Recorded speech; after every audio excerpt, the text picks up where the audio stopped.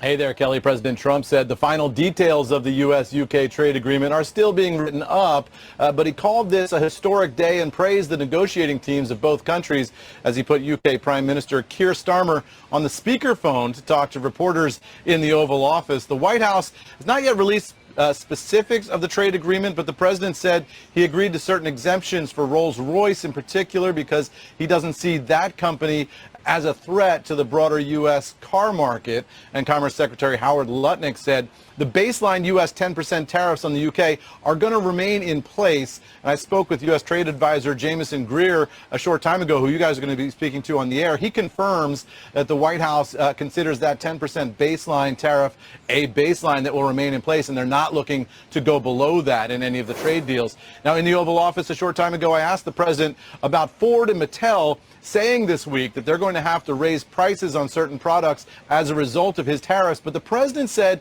he just doesn't believe that in the end those companies are going to raise prices. He said they're trying to negotiate with him by making those announcements in public. Here's how he put it. I think they're saying that just to try and negotiate deals with me. If Ford did that, they wouldn't sell any cars. And if Mattel, I don't know, I'm not so sure. They also said, they're the only country I've heard, they said, well, we're going to go counter. We're going to try going someplace else. That's okay. Let him go, and we'll put 100% tariff on his toys, and he won't sell one toy in the United States, and that's their biggest market. Now, for context, take a look at a chart of the U.S. trade surplus with the U.K. You can see on the right-hand side there, it has been rising in the past couple of years, up to about $12 billion in surplus last year. Overall, there's a real sense of traction here, though, for this White House. They feel like they're now showing the American public that they're making progress, and they say there's more to come. The president said this weekend's negotiations with the Chinese are not just a meeting about a meeting, but he said they'll be discussing substance, in his words. So we'll wait for that, Kelly. Back over to you. Eamon, separately, there are some reports from, I think, the likes of Punchbowl and otherwise that the president is still potentially open to, if not asking for, taxes to go up on high-income earners as a result of the budget bill that's taking place here.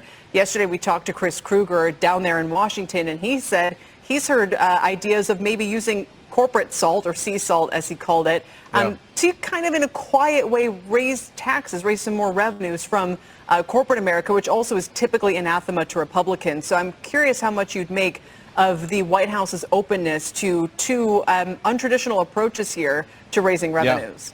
Well, look, it's an important point, and the report in the media is that the president has spoken privately about that. Publicly, he said he doesn't think it's a good idea because he thinks the Democrats will hammer them if they raise taxes, but we'll see where they land on that. Remember, this is a populist conservative White House. This is not a traditional Chamber of Commerce Republican White House, and so that means that they don't see corporate elites necessarily as simpatico with their movement. They see themselves as leading a working class conservative movement in this country that's about workers. They're much more open to unions than Republicans have been in the past, and they're much more reluctant to give those big tax benefits to the wealthy, particularly on that populist side. There are some populist conservative thinkers in town who've been arguing that they need to be willing to raise taxes on the rich in order to pay for a lot of the benefits that they want to give to the middle and working class. So that debate is continuing, and it's fascinating to watch the pendulum shift. In my years growing up in Washington covering